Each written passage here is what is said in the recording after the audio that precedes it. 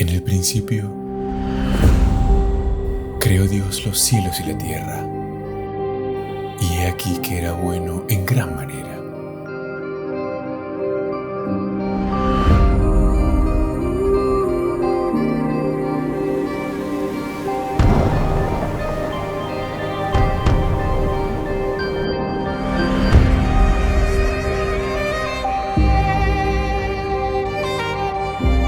Abraham, vete de tu tierra y de tu parentela, a la tierra que te mostraré.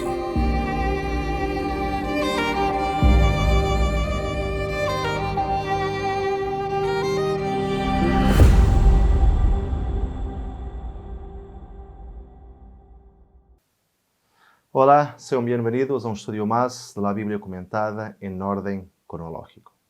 Hoy estaremos hablando sobre la entrada del pecado en el planeta Tierra y consecuente caída del ser humano. ¿Y cómo habrá sido esa caída de Adán y Eva? Bueno, cuando vamos al capítulo 3 de Génesis, nos damos cuenta que él comienza desde el inicio con una nota disonante. Pero la serpiente era astuta más que todos los animales del campo que Jehová Dios había hecho, la cual dijo a la mujer: ¿con que Dios os ha dicho, no comáis de todo árbol del huerto? Eso parece dar a entender que la serpiente como animal já era um animal perverso, astuto e enganador. Pero quando vamos ao hebreu, não parece ser isso que o texto quer dizer. Não é que a serpiente fuera mala, ella solamente foi um instrumento nas manos del maligno. Él es que era malo, no la serpiente. Y eso lo podemos comprender mejor cuando lo comparamos con el versículo anterior, o sea, con Génesis 2:25. Estaban ambos desnudos, Adán y su mujer, y no se avergonzaban. Y lo curioso de aquí es que la palabra hebrea traducida para desnudos en ese texto es muy semejante a la palabra hebrea traducida para astuta, utilizada para referirse a la serpiente. E esta palavra que foi traduzida como desnudos, não se refere a um desnudo em el sentido de sensualidade, em el sentido de promiscuidade, ni sequer em el sentido de desnudo artístico. É um desnudo em el sentido de inocência. E isso lo entendemos claramente quando lemos a partir de Génesis 3:7. Então foram abertos os ojos de ambos e conheceram que estavam desnudos. Então cosieron hojas de higuera e se hicieron delantales. Y Dios le dijo: ¿quién te enseñó que estabas desnudo? La palabra que fue traducida por desnudo aquí es diferente a la utilizada en Génesis 2:25.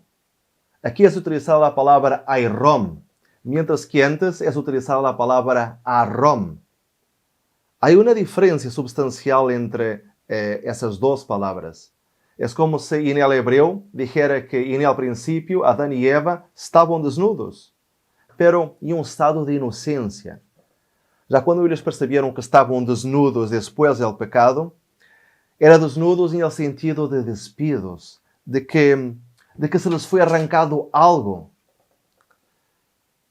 Agora, como já dijimos, a palavra utilizada para referir-se ao primeiro estado de desnudez de Adão e Eva é muito semelhante com a palavra astuta que se utiliza para caracterizar a serpiente.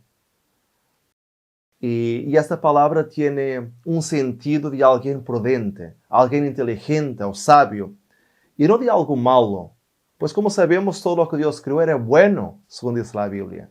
No había maldad en la creación, no había una astucia maligna en la serpiente. El sentido utilizado aquí es el mismo que Jesús utilizó cuando dijo a sus discípulos: sed pues prudentes como serpientes, o sabios como serpientes, y sencillos como palomas. Entonces podemos decir que la serpiente era sabia, prudente, era inteligente. Quizás el animal más bonito que vi en el Edén. Y esto cambia entonces el sentido de Génesis 3:1.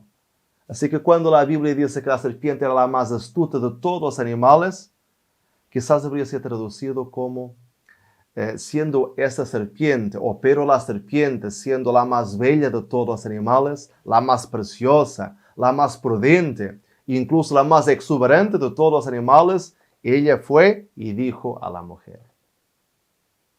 Así que aquí conseguimos entender algo muy importante. Y es que Satanás, para engañar a la mujer, eligió el animal más bello y atractivo entre todos los animales del Edén. Así que no es que la serpiente fuera mala o que Satanás encarnó en la serpiente como algunos creen. Satanás la usó porque era el animal más bonito de todos para entonces poder hacer caer a Eva. Y todo lleva a creer que la serpiente fue un animal que tenía patas y que volara. En Génesis 3:14 nosotros podemos leer: Dios, el Señor, digo entonces a la serpiente: por causa de lo que has hecho, maldita serás entre todos los animales, tanto domésticos como salvajes. Te arrastrarás sobre tu vientre y comerás polvo todos los días de tu vida. Ahora, si la serpiente ya se arrastrara en la tierra antes de este castigo, entonces no haría sentido Dios dar esta maldición. Si Dios dijo que ella se iba a arrastrar, es porque antes ella no se arrastraba lógicamente. Incluso el hecho de decir que iba a comer polvo todos los días de su vida era como una advertencia de que ella se iba a alimentar de la muerte. Porque si nos damos cuenta, el hombre vuelve al polvo de la tierra cuando muere. Y este es el deseo de Satanás: llevar el mayor número de personas a la muerte, al polvo, y alimentarse entonces de esta muerte. Y esto es muy curioso cuando lo comparamos con mitos sumerios o incluso con mitos babilónicos que retiraban elementos de la historia de la creación pronunciada oralmente antes que existiera entonces la escrita. Y ahora ahí en la pantalla tenemos una representación de un sello cilíndrico utilizado por los pueblos de Mesopotamia. Y aquí tenemos una pareja siendo llevada a la presencia del dios Ea, que también es llamado de Enki, y que es el dios de las aguas según estos mitos. Y esta pareja parece estar en pecado, porque si se dan cuenta, la mujer está atrás, con las manos cubriendo el rostro, como una señal de vergüenza y miedo. Parece casi como la descripción del Génesis: vieron que estaban desnudos y se avergonzaron y tuvieron miedo. Y el hombre también está con la mano intentándose cubrir en señal de vergüenza, y la otra mano dada entonces a la persona que está justamente delante suyo. Y por detrás, si se dan cuenta, por detrás de la pareja está el elemento que los llevó al pecado. Es una serpiente draconiana, pues tiene el formato de serpiente y de dragón al mismo tiempo. Y pueden ver ahí como esta serpiente tiene entonces 4 patas y 2 alas. ¿Y saben cómo llamaban a esta serpiente que llevó a esta pareja al pecado? Bueno, los sumerios llamaban a esta serpiente de Ningisida, que significa señora del árbol de la vida. Lo que es realmente interesante, pues, además de una pareja y una serpiente, tenemos también el árbol de la vida. Todo muy semejante con el relato del Génesis, ¿no? Y en esta imagen ahora que podemos ver en la pantalla también encontramos nuevamente 2 de estos elementos. Tenemos un vaso donde podemos entonces encontrar este tipo de serpiente draconiana con 4 patas y 2 alas. Tenemos incluso una serpiente de cada lado. Y al medio podemos ver entonces el árbol de la vida. Otro descubrimiento arqueológico muy interesante referente a este punto es el que se encuentra en el Museo Burgermeister Müller en Alemania. En la foto podemos ver un fósil antiguo de una serpiente. Y lo más curioso es que esta serpiente antigua fue encontrada justamente con 4 patas. Y aquí en la foto se pueden ver claramente las 2 patas traseras. Así que, como se puede constatar, en la antigüedad, la serpiente era vista como un animal volador, un animal que incluso poseía patas también. Y esto nos lleva entonces a creer que la serpiente del Edén debería ser un animal lindo y majestuoso. Y fue precisamente ese animal que Satanás utilizó entonces para engañar a nuestra primera madre, a Eva. Y es interesante que Satanás, a través de la serpiente, haya hecho una pregunta a Eva en forma de engaño. Y él transformó el orden de Dios en algo que él ordenó. Él dijo: ¿es verdad que Dios les dijo que no comieron de ningún árbol del jardín? Pero la pregunta, y en esa pregunta estaba algo de escepticismo, incluso de sorpresa. Era como si estuviera diciendo: ¿esto es verdad? ¿Dios les ha dicho eso? No lo puedo creer. ¿Cómo puede Dios decirles para no comer de ningún árbol del jardín? No puedo creer en eso. Así que Satanás no revela su principio, su designio, sino que presenta una pregunta que parecía inocente. Casi como que diciendo, yo oí una novedad, dime si es verdad. ¿Dios te ha prohibido de comer de todos los árboles? Y así empieza la conversación con Eva, atrayéndola para el diálogo. Satanás cita el mandamiento de un modo falso, como si fuera una prohibición, no solamente de aquel árbol, sino de todos los árboles. Y entonces afirma, bueno, ciertamente estás equivocada. No puede ser verdad que Dios te prohibió de comer de este árbol. Él no haría algo tan poco razonable como eso. Y esa es la sutileza de Satanás. Él siempre pretende manchar la reputación de la ley de Dios, presentándola como algo incierto o poco razonable, atrayendo de esta manera a las personas para entrar en el pecado. Y en forma de engaño, entonces la serpiente informa de la prohibición de Dios, como si se aplicara a todos los árboles.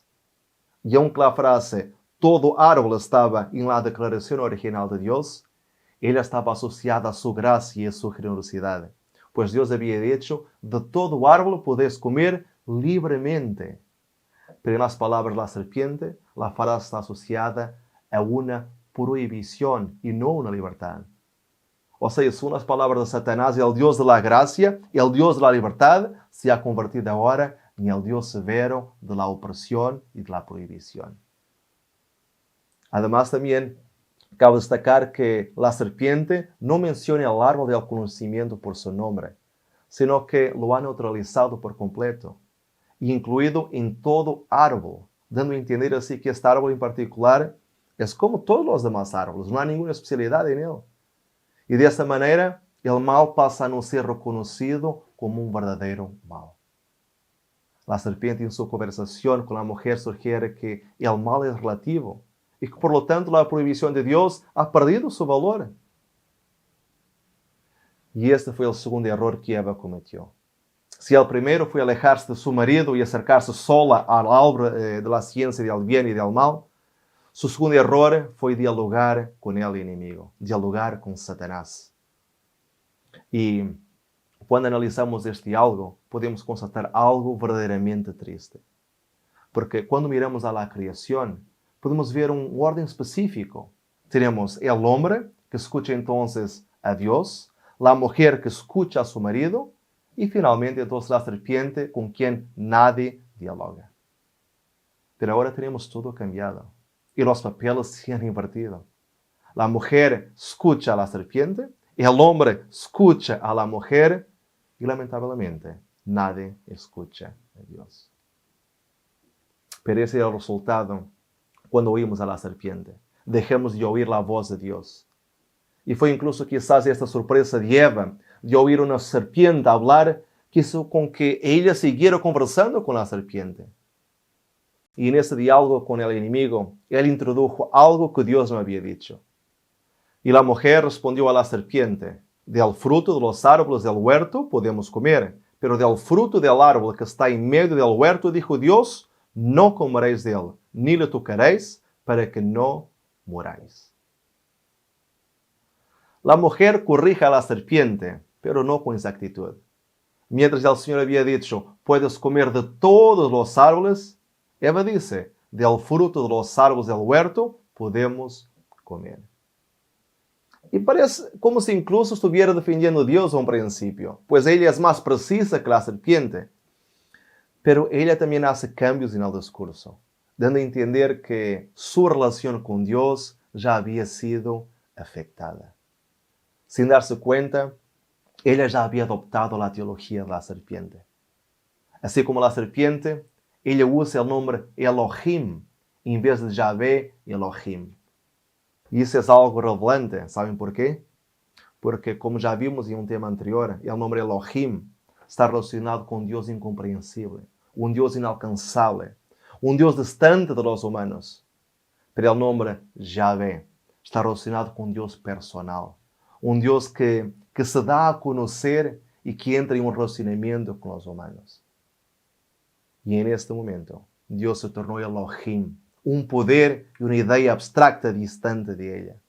Él ya no es Yahvé, el Dios personal que había hablado con ella. Él ya no es su Dios.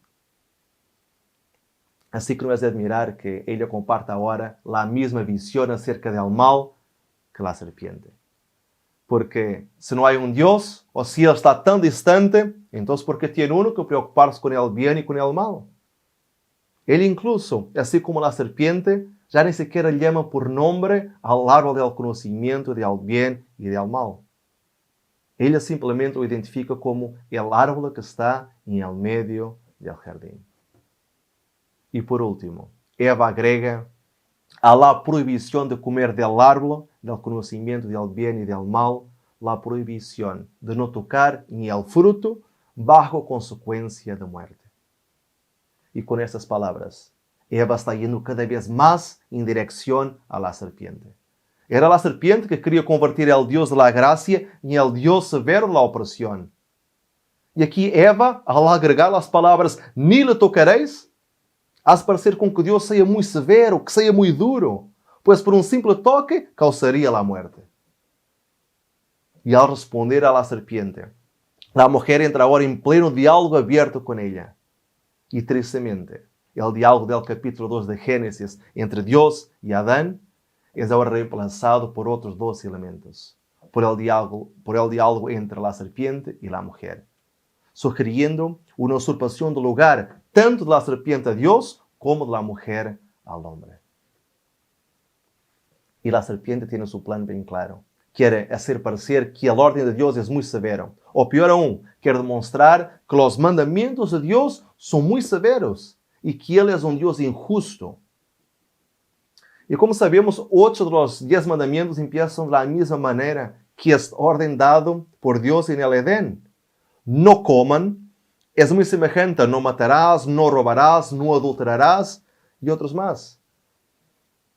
De esa manera podemos entender que desde un inicio el propósito de Satanás es hacernos desviar de la ley de Dios. Y hoy día no es diferente. Él sigue intentando hacernos creer que la ley de Dios fue abolida, que ya no hay que guardarla, que es mejor comer del fruto, pues seremos como Dios. Y eso es lo que hace la gran mayoría en los días de hoy. Se alejan de la ley de Dios para comer del fruto del pecado. Y de esta manera, entonces, convertirse en su propio Dios, complaciendo sus deseos, complaciendo sus concupiscencias. Pero podríamos decir algo más. Al leer este relato nos damos cuenta que fue justamente en medio de la encantadora escena de la creación que el Señor puso también una prueba para la criatura que había terminado de criar. Y esta prueba hablaba de muerte en el medio de la vida. Dios había dicho, el día que de él comieres, ciertamente morirás. Y este era un extraño y solemne aviso, pero un aviso necesario. La vida de Adán estaba pendiente de su obediencia. Y me gustaría hacer una referencia al contraste entre el testimonio que foi estabelecido en el Edén y el que el mundo ahora tiene. En el Edén, cuando todo en derredor rebosaba de vida, Dios le habló al hombre de muerte. Pero ahora, por el contrario, en medio de la muerte y de la ruina, Dios nos viene a hablar de la vida. En el Edén, la amonestación era, porque el día que de él comieres, ciertamente morirás. Pero ahora, la palabra es la que encontramos en Juan 11:25. Y esa palabra es, el que cree, vivirá. Así como en el Edén, cuando el adversario procuró invalidar el testimonio de Dios y hacer que el hombre no creyera en el resultado de la desobediencia, de la misma manera, en nuestros días, el mismo enemigo procura hacer que no se acepte la invitación del Evangelio. Ahora la palabra de Dios anuncia con toda claridad en Juan capítulo 3, el versículo 36, que el que cree en el Hijo tiene la vida eterna. Pero la misma serpiente procura persuadir a las gentes de que es un absurdo pensar que uno puede tener la vida eterna y que para ser salvo sea necesario entonces aceptar este mismo uno. Pero cambiamos ahora un poco el asunto, porque creo que con relación al fruto del árbol, creo que también sería bueno dar una explicación. Y eso porque hay una tradición que dice que la fruta que originó el pecado fue una manzana. Pero ¿será eso verdad? Bueno, vamos a ver. La explicación más aceptada en el medio cristiano deriva de la manera en la que se pronuncia manzana en latín. En latín, el árbol de la manzana es llamado de malus. Así se llama el árbol de la manzana.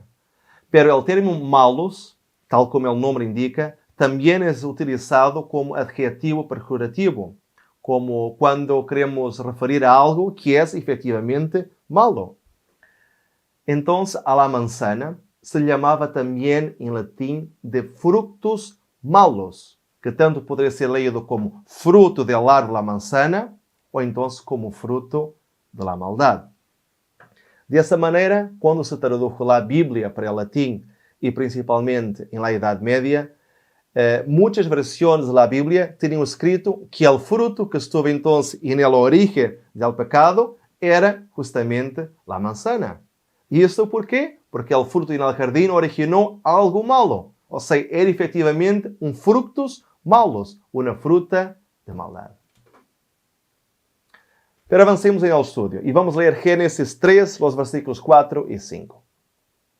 Pero la serpiente le dijo a la mujer, no es cierto, no van a morir. Dios sabe muy bien que cuando coman de ese árbol se les abrirán los ojos y llegarán a ser como Dios, conocedores del bien y del mal. Tenemos que entender que eso para la mujer era una gran sorpresa. Ella se dio cuenta que la serpiente hablaba, pero ella nunca había escuchado ninguna serpiente hablar hasta este momento. Y ahora ella podía oír este animal maravilloso, ese animal bello, hablar con ella y ofrecerle entonces del fruto. Y cada más le decía que al comer de ello, ella podría ser como Dios. Y claro, todo esto empezó a impactar su mente. Ella seguro habrá pensado, bueno, para esta serpiente hablar es porque quizás comió del fruto y por eso habla ahora. Por eso es que ella es tan sabia e inteligente. Quizás ella tenga razón. Si como del fruto, entonces yo voy a ser como Dios. Y es en este momento que encontramos por la primera vez la semilla de Satanás en el corazón de Eva. El deseo de Satanás de ser igual a Dios pasó ahora para ella. Y la segunda sorpresa para la mujer fue que, además de hablar y de ser increíblemente inteligente, esa serpiente razonaba como Dios. Ella parece incluso como si estuviera a citar a Dios mientras insinuaba que la mujer no había entendido bien al Creador sobre el tema de la muerte. Y esa es la primera vez que la serpiente habla directamente y sin rodeos a la mujer, sin usar cualquier tipo de preguntas diplomáticas. Anteriormente, la serpiente parecía incluso tener respeto por las palabras de Dios, pues solamente las había comentado. Pero ahora, por la primera vez, ella contradice a Dios y niega sus palabras, acusándolo de ser mentiroso. Y la razón para ser tan audaz y para demostrar tan poca diplomacia en este momento es porque la serpiente se dio cuenta que la mujer está totalmente predispuesta a oír su argumentación. El hecho de poder vir a ser inmortal y tornarse como un Dios atraparon a Eva. Y por eso es que la serpiente va más allá en esta ocasión y denuncia a Dios como siendo un Dios, un Señor engañador, un Señor mentiroso, que desea guardar la inmortalidad para Él solo, que no quiere compartirla con nadie. Y a través de las palabras, no es cierto, no van a morir, Dios sabe muy bien que cuando coman de esa árbol se les abrirán los ojos y llegarán a ser como dioses, conocedores del bien y del mal. Entonces, con esas palabras, la serpiente ha sugerido a Eva que la prohibición de Dios de comer del árbol, de la ciencia del bien y del mal, está relacionado no solamente con el conocimiento del bien y del mal, pero también con su inmortalidad. Y que Dios era entonces un Dios egoísta al querer reservar solamente para Él el don de la inmortalidad. Y esa es la obra máquina de Satanás. Primero, Él crea la duda y enseña a los hombres a dudar de Dios para que después pasen a negarlo. Primero, Él los torna céticos y después, gradualmente, los convierte en ateos. Y hay un otro engaño en esas palabras de Satanás. Al decir, no van a morir, él da inicio a uno de sus engaños, a uno de sus mayores engaños que todavía impera en los días de hoy. Satanás introduce la falsa doctrina de la inmortalidad del alma, enseñando que en realidad el alma no muere, que ésta sigue viva, aún después de la muerte del hombre. Por eso contradice por completo la obra creadora de Dios. En Génesis 2:7 nosotros podemos leer. Entonces el Señor Dios formó al hombre del polvo de la tierra, sopló en su nariz aliento de vida y el hombre llegó a ser un ser viviente. O como dice en hebreo, llegó a ser un alma viviente. Así que para el Creador, un alma es la unión entre la materia, o sea, el polvo de la tierra, con el aliento de vida que Dios otorga. Esa es la manera en que se llega a ser un alma. Lógicamente, si retirarmos la materia, o sea, el cuerpo, muere. Y si Dios retira el aliento de vida al ser humano, entonces ese deja de ser un alma, pues ya no existe la unión entre materia y entre el aliento de Dios. Pero Satanás en esta ocasión contradice lo que Dios hizo anteriormente. Esto simplemente porque la semilla que él puso en Eva era también la suya. Él quería ser Dios. Y por eso quiere cambiar toda la obra creadora de Dios para que lo acepten a Él y no al Creador como el Dios verdadero. Y el texto sigue diciendo, y vio la mujer que el árbol era bueno para comer y que era agradable a los ojos, y árbol codiciable para alcanzar la sabiduría, y tomó de su fruto y comió, y dio también a su marido, el cual comió, así como ella. Las palabras, y vio la mujer que el árbol era bueno, son una repetición de las palabras de Dios cuando evalúa su creación. En los días de la creación, el refrán, y vio Dios que era bueno, resuena constantemente. Así que esto sugiere que Eva ya había sustituido al Creador por su opinión propia. Y el texto nos da efectivamente a entender que Eva está incluso a comportarse como si fuera Dios. El texto dice, y tomó de su fruto, y comió, y dio también a su marido, el cual comió. Esos tres verbos, tomó, dio y comió, habían hasta este momento sido asociados únicamente con el Creador. Dio y comió se encuentra en Génesis 1:29, donde es Dios quien da toda la planta y fruta a la pareja idénica para después comer. Y fue Dios también quien en Génesis 2:15 tomó el hombre y lo puso en el jardín del Edén. O también que en Génesis 2:21 tomó una de las costillas de Adán para hacer a la mujer, a Eva. Y en esta ocasión podemos también ver de cómo la duda y la incredulidad en cuanto a la orden de Dios hicieron con que el árbol le pareciera un poquito diferente. Incitaba ahora a su paladar, pues, como dice el texto, era bueno para comer. Era algo que ahora daba mucho gusto mirar, pues era agradable a los ojos y además despertaba la codicia para poder alcanzar la tan deseada sabiduría. Así que Eva empezó por transgredir el mandamiento, no codiciarás. Luego robó la propiedad de Dios, violando el mandamiento, no robarás. Al comer del fruto prohibido y a darlo a su esposo, también transgredió el mandamiento, no matarás. Y finalmente, también quebrantó el primer mandamiento, porque en su estima colocó a Satanás antes que a Dios, obedeciéndole antes que a su Creador. Y así es como funciona el pecado. Siempre que pecamos, ese pecado nos lleva a otro y a otro y a otro y a otro. Haciendo incluso que llevemos muchas veces personas a la muerte, tanto física como espiritualmente.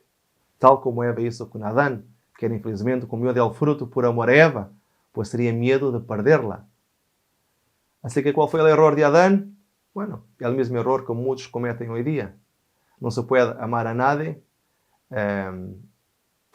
ni a nadie por encima de Dios. O sea, se podría decir que Adán pecó por amor, pero igual pecó. Pero no podríamos decir que él fue engañado. En 1 Timoteo 2:14 nosotros podemos leer.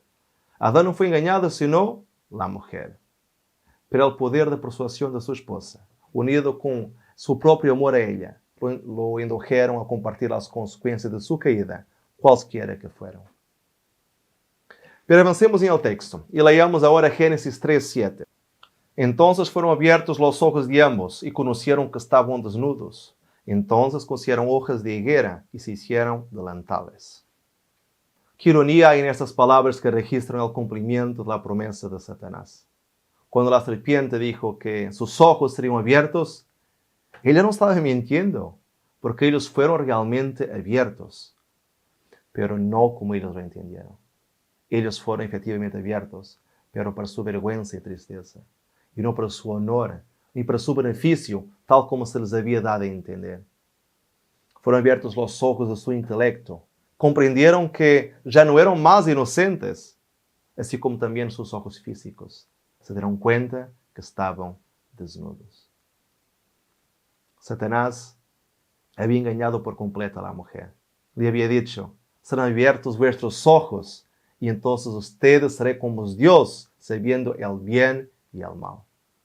Pero había suprimido una parte esencial de la verdad, que conocerían el bien sin poderlo hacer y conocerían el mal sin poderlo evitar.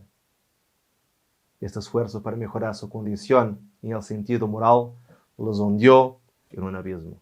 Se hicieron esclavos de Satanás, humillados, impotentes y espantados. Sus ojos fueron abiertos, sin duda, sí fueron abiertos, pero para contemplar una situación lastimosa. Descubrieron que estaban desnudos. Supieron que en su nuevo estado eran, tal como dice Apocalipsis 3:17, desventurados, miserables, pobres, ciegos y desnudos. Y oyeron la voz de Jehová Dios que se paseaba en el huerto y en el aire del día. Y el hombre y su mujer se escondieron de la presencia de Jehová Dios entre los árboles del huerto. El miedo los dominó inmediatamente después de haber comido del fruto prohibido. Pues ellos oyeron la voz de Jehová Dios que se paseaba por el huerto al aire del día. Fue la aproximación del juez que los hizo sentir miedo. Y aún así, Dios se manifestaba aparentemente de la misma manera que lo había hecho anteriormente, que lo había hecho en el pasado, cuando se encontraba con ellos. Dios entró en el jardín como alguien que crea familiaridad con ellos. Dios se acerca caminando y no corriendo. Paseaba calmamente, como alguien que es tardío para la ira. Y por eso vino al aire del día, cuando se acerca la puesta del sol, y no en el calor del día, pues él no venía en el calor de su ira. Pero ¿y cuál fue el resultado de oír la voz de Dios? Ellos se escondieron de su presencia. Qué triste cambio, ¿no es verdad? Antes de pecarem, si ellos hubiesen oído la voz del Señor, ellos correrían hacia Él y habrían hecho todo para encontrarlo. Y con humilde alegría, ellos recibirían con todo amor la visita de Dios. Pero ahora la situación era otra. Dios se había tornado un terror para ellos. Y por eso mismo, no es de admirar que ellos se hayan convertido en un terror para ellos mismos. Sus propias conciencias lo estaban acusando y presentaban el pecado delante de ellos. Las hojas de higuera para nada servían. Y como no tenían el conocimiento de la existencia de un mediador entre ellos y un Dios irado, ya no había alternativa, excepto una espera temerosa por un juzgamiento que ellos sabían ser garantido. Y en su temor se escondieron entre los arbustos, entre los árboles, pues no soportaban la idea de un juzgamiento. Y es aquí que podemos ver la falsidad del tentador. Satanás les había prometido que estariam a salvo, pero agora eles veem que já não se sentiam a salvo. Ele les havia prometido que não morreriam, pero agora eles se veem forçados a huir para salvar-se. Les havia prometido conhecimento, pero eles agora estão confusos, sem sequer saber onde se esconder. E finalmente, les havia prometido que seriam como dioses, grandiosos e corajosos, pero eles se viam mais inferiores que nunca.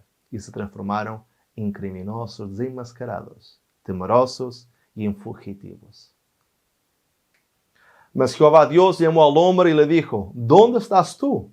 Y él respondió, Oí tu voz en el huerto y tuve miedo, porque estaba desnudo y me escondí.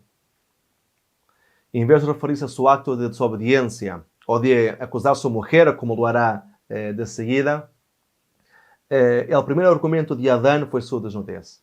Ele declara que estava desnudo.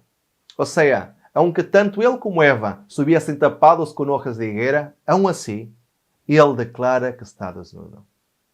Isso sugiere que a desnudez de Adão significa mais que uma desnudez física. É uma desnudez em el sentido de ser desenmascarado. Adão tem total conhecimento de seu pecado e se sente agora expuesto. Podemos dizer que Adão foi o primeiro em entrar nesse largo sendero da justificação de si mesmo, intentando alcançar a salvação sem Deus, solamente com suas obras. Aqui encontramos a tendência do homem atual, de através de sua própria justiça, através de sua própria maneira e com seu esforço, resolver um problema que solamente Deus pode solucionar. Pero as hojas de higuera não serviram para nada, porque solamente Deus pode solucionar o problema do pecado. Solamente Deus poderia pagar a deuda que Adão e Eva haviam contraído delante do cielo. Pero esta búsqueda por Adão da parte de Deus pode ser considerada como uma búsqueda llena de gracia e misericórdia por el amor a Adão. Pois, en el principio, Deus se dio a conocer como Criador, pero quando se interpuso a serpiente para manchar esta criação, Deus se revelou como Salvador. Isso se declara com toda sencillez nas primeiras palavras que Deus dirige a Adão depois de sua caída. ¿Dónde estás tú? Esta pergunta demuestra duas coisas. Primeiramente, que o homem se havia perdido. E luego, que Deus havia decidido buscarle. Demuestra o pecado do homem e, ao mesmo tempo, a graça divina. Demuestra que o homem se havia perdido, pero também que Deus bajou del cielo a buscarle para sacarlo de ese escondite entre os árboles del jardín, a fim de que, através de uma fé renovada, pudiera hallar outro refúgio mais seguro en el próprio Deus. Isso é graça. Criar ao homem del povo era uma questão de poder. Buscar ao homem de su estado de perdição e salvarlo era uma obra de graça. Assim que aqui encontramos algo muito interessante. Encontramos Deus buscando ao pecador. Pero que puede haber visto um Deus santo e nel homem que lhe induje a buscarlo. Bueno, quizás lo mismo que viu el pastor en la oveja perdida, o lo que sentiu la mujer quando buscava la dracma perdida, o lo que el padre viu en su hijo pródigo. Dios viu que el pecador tiene valor a sus ojos. Pero ¿en qué consiste este valor? Eso solo la eternidad podrá revelarlo. Y la segunda pregunta de Dios fue, ¿y quién te ha dicho que estás desnudo? Aqui Deus revela o verdadeiro agente responsável por esta transgressão. Ao usar a palavra quem, Deus insinua que, además de Deus e Adão, há uma terceira pessoa envuelta na trama.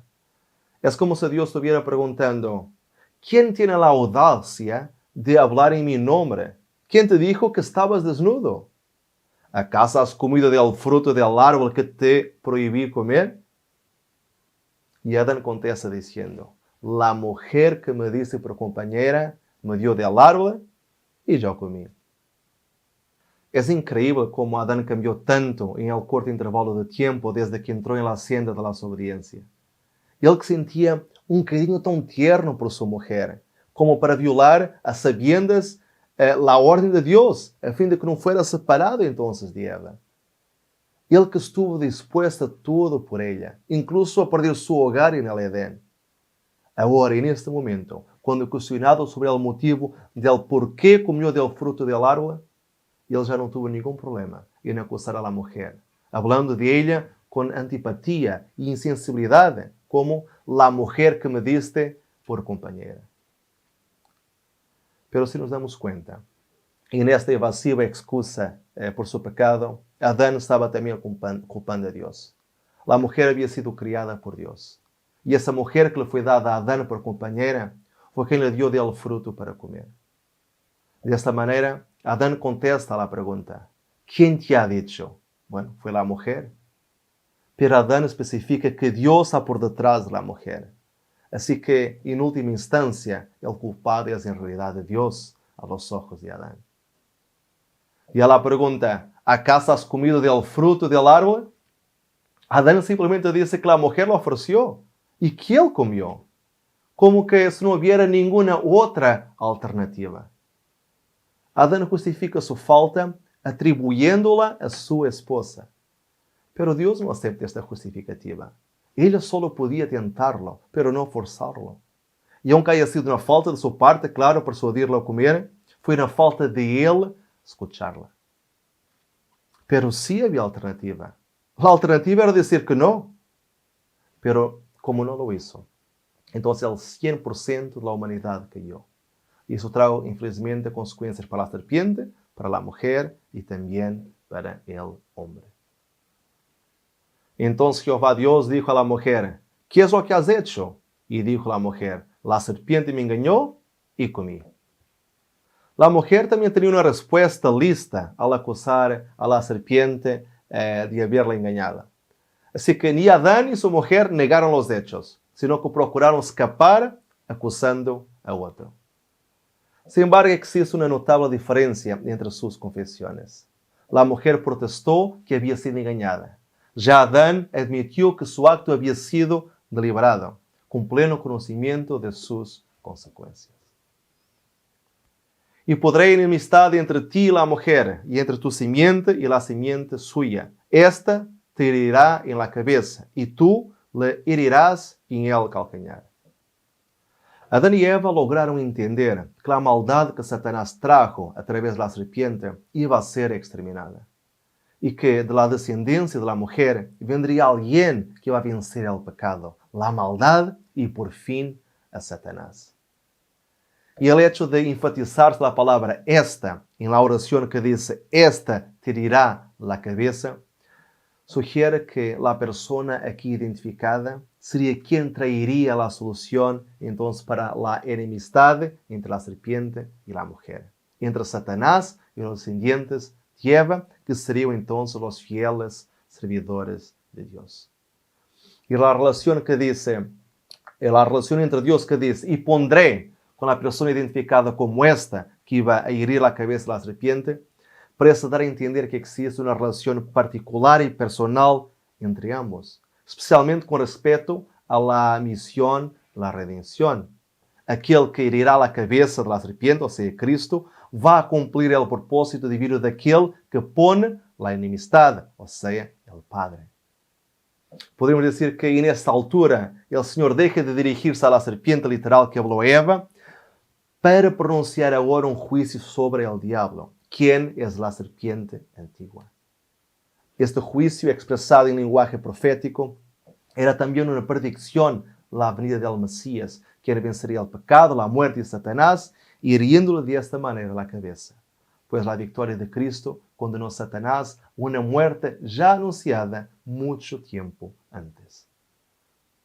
Por eso es que en ese texto la simiente se expresa en singular, indicando que no es una multitud de descendientes de la mujer los que en conjunto se ocuparán de aplastar la cabeza de la serpiente, sino más bien un solo individuo quien hará toda esta obra.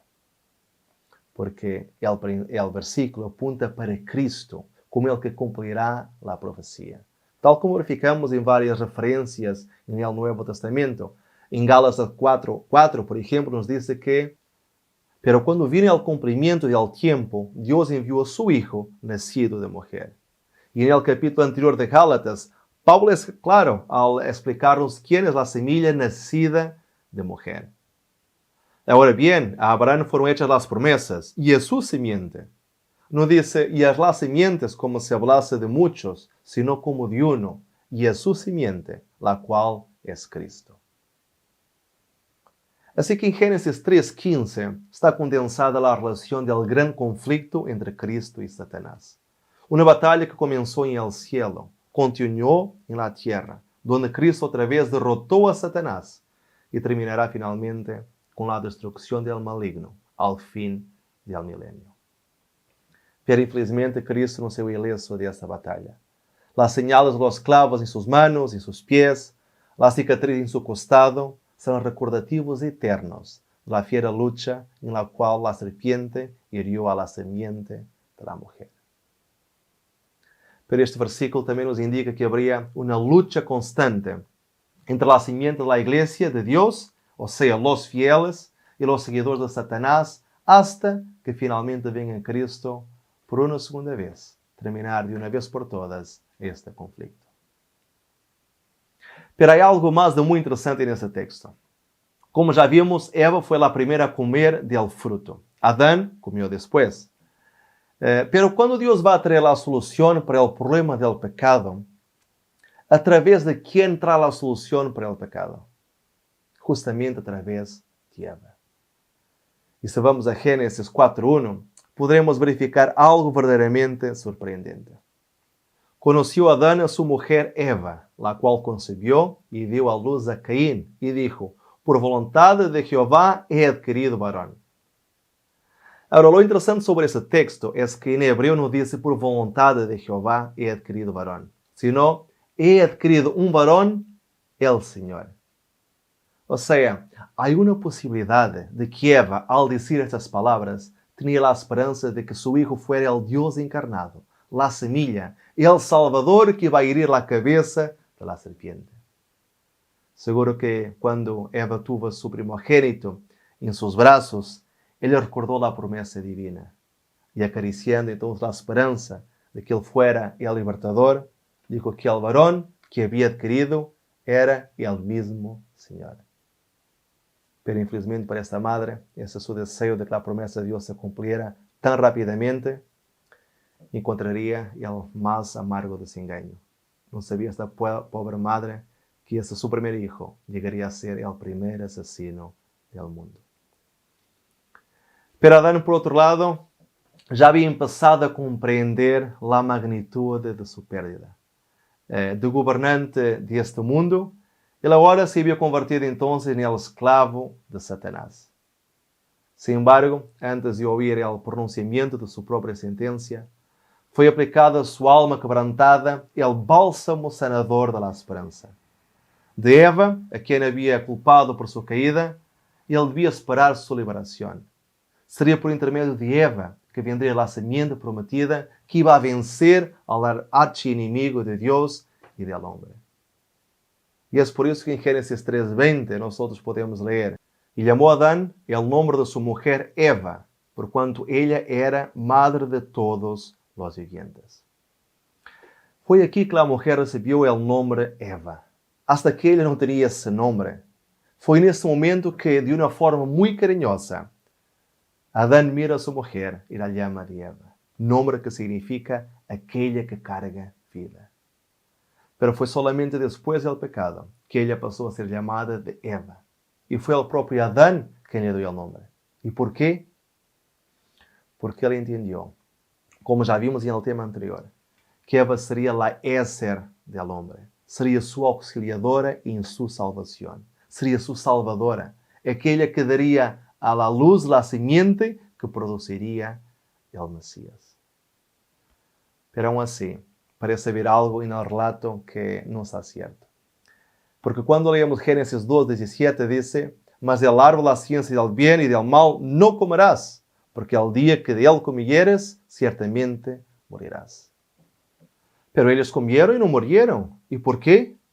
¿Por qué no murieron al comer del fruto del árbol? Bueno, la traducción más correcta del hebreo para las palabras traducidas como ciertamente morirás sería en realidad muriendo, morirás. Y eso parece indicar dos tipos de muertes.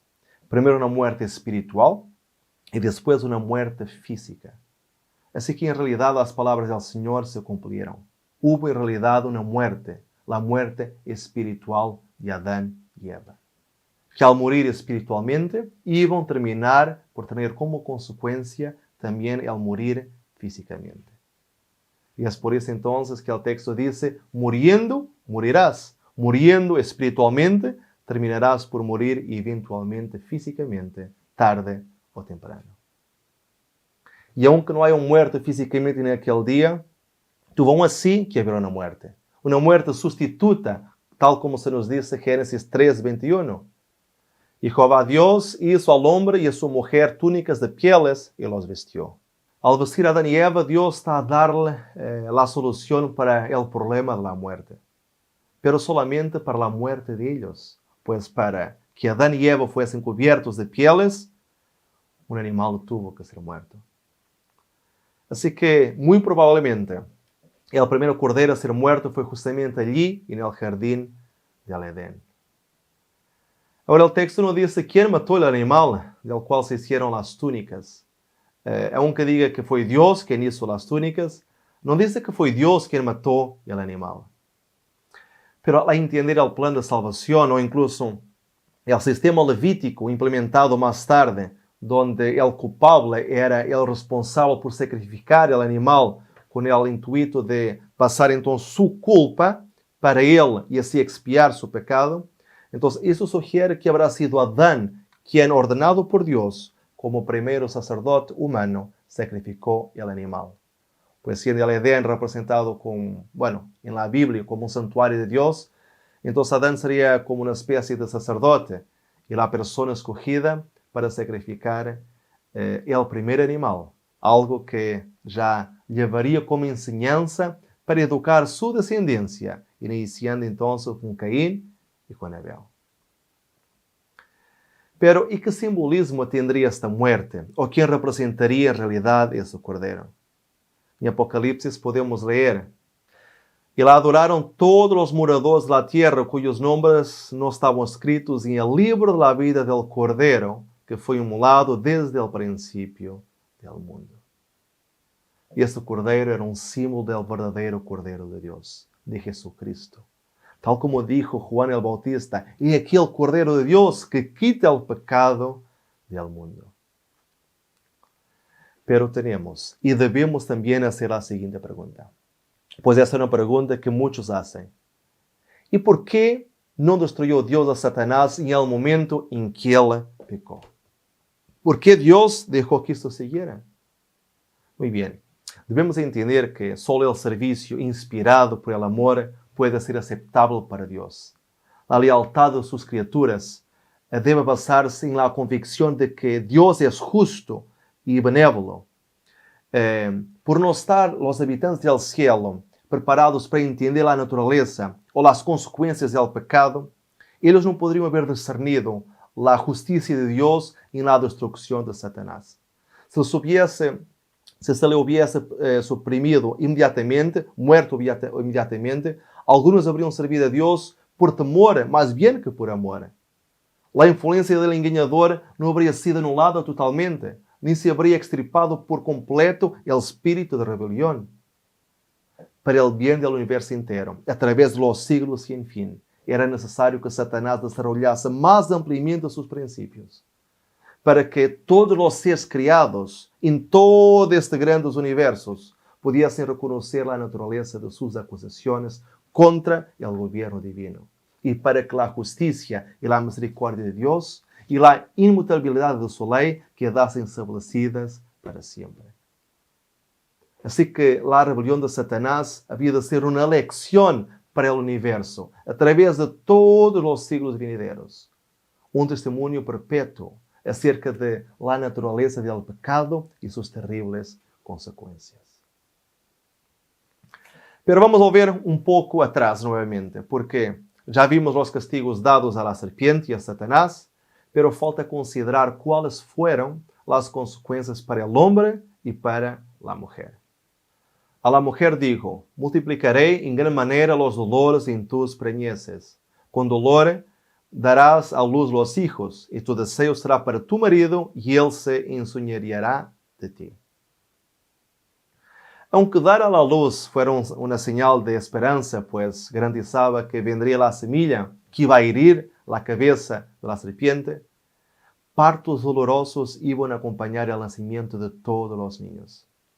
Eso sería un recuerdo perpetuo del pecado de la mujer y de su parte en ello. Cuanto al hecho de su deseo pasar a ser ahora para su marido, mucho se ha debatido en cuanto a esto. Algunos afirman que eso se refiere al deseo sexual y que entonces, a pesar del sufrimiento y en el parto, ella seguiría con deseo sexual por su marido.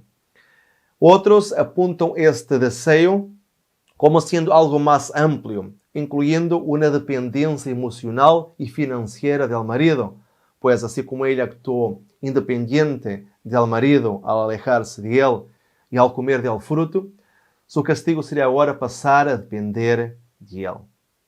Y hay también quien conecta ese deseo con la historia de Abel y Caín, donde en Génesis 4:7 dice que a ti será su deseo y tú te enseñorearás de él. Y si en el caso de Abel y Caín, ese deseo está relacionado con el ejercer gobierno o dominio, de la misma manera, si aceptamos las similitudes estructurales como intencionales, entonces debemos leer los versículos en conjunto. Y así esto sugiere que el deseo en Génesis 3:16 también describe una lucha por el dominio entre los sexos. Así, el deseo de la mujer es su intento de controlar, de dominar y de gobernar a su marido. Pero había algo más. La mujer había quebrantado su relación con el hombre. En vez de ser una ayuda idónea para él, ella se había convertido en su seductora. Por eso perdió su condición de igualdad con el hombre. Él iba a enseñorearse de ella, como Señor y amo. Y eso es lo que se ve, infelizmente, en muchos casos. La mujer ha estado sometida y el hombre se ha comportado como si fuera su superior, como si fuera su dueño. Así que, en resumen, Eva es condenada a dos cosas: a una condición de sufrimiento y a un estado de sumisión. Y si pararmos para pensar, estas seriam quizás punições adequadas para um pecado que se basava em querer ser algo que quiso alcançar, ser um ser superior, ser como Deus. Pero em lugar de ser como Deus, é de ser alguém que poderá criar leis e fazer com que todos lhe obedeçam, ele se converte em alguém que tem que obedecer e em alguém que está sometido bajo o domínio de outra pessoa. E o homem dijo: por quanto obedeciste a la voz de tu mujer y comiste del árbol de que te mandé diciendo, no comerás de él, maldita será la tierra por tu causa. Con dolor comerás de ella todos los días de tu vida. Espinos y cardos te producirá, y comerás plantas del campo. Antes del pecado, los hombres caminaban erectos, sacaban su comida de los árboles sin tener que bajarse.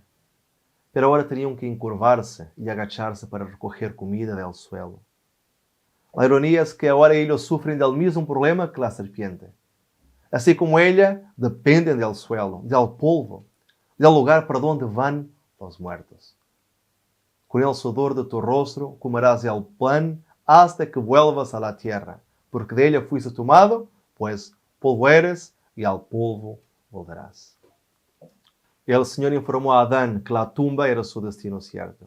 Y así el hombre entendió que el plan de la redención demostrado en Génesis 3:15 no impediría la pérdida de su vida actual, sino que le ofrecía la seguridad de una vida nueva.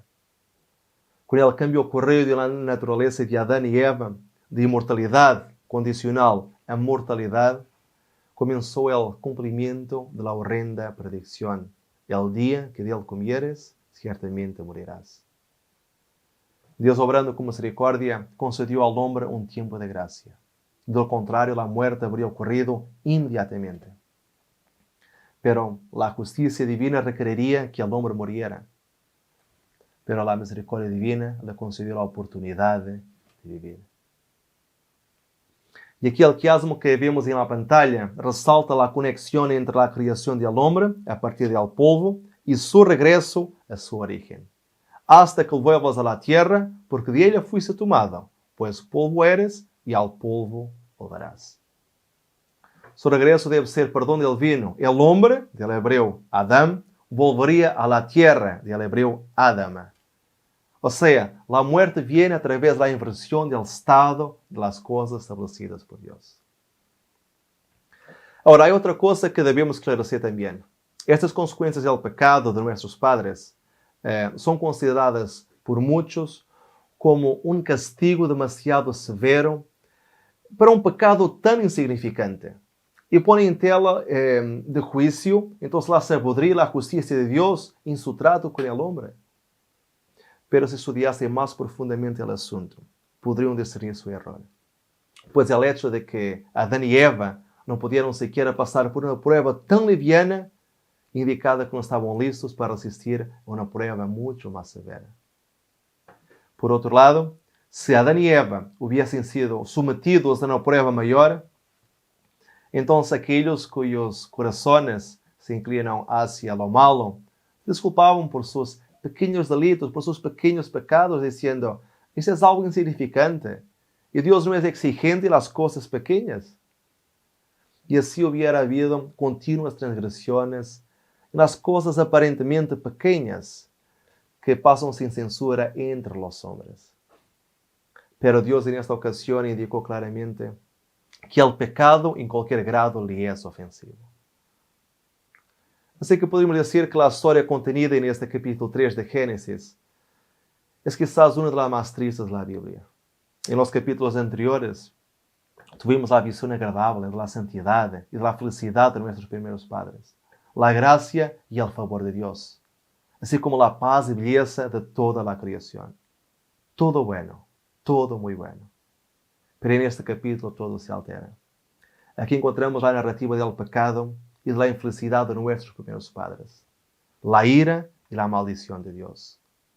La paz de la creación es perturbada y su belleza manchada. Todo malo, todo muy malo. Nuestros corazones deben quedar profundamente afectados por este registro, pues todos nosotros estamos íntimamente relacionados con ello. Que no sea para nosotros simplemente una leyenda. Podemos decir que este capítulo está resumido en Romanos 5:12, cuando dice, como el pecado entró en el mundo por un hombre, y por el pecado la muerte, así la muerte pasó a todos los hombres, por cuanto todos pecaron. Pero para nuestra felicidad, esto no fue el fin, ni para el capítulo 3 de Génesis, ni para el capítulo 5 de Romanos. Pues el texto sigue diciendo en los siguientes versículos, así que, como por la transgresión de uno vino la condenación a todos los hombres, de la misma manera, por la justicia de uno, vino a todos los hombres la justificación de vida, para que así como el pecado reinó para muerte, así también la gracia reine por la justicia, para vida eterna, mediante Jesucristo, Señor nuestro. Y para concluir, solo me gustaría decir lo siguiente. En Génesis 2:25, dice que Adán y Eva, antes de pecar, siendo justos, santos e inocentes, estaban desnudos y no tenían vergüenza.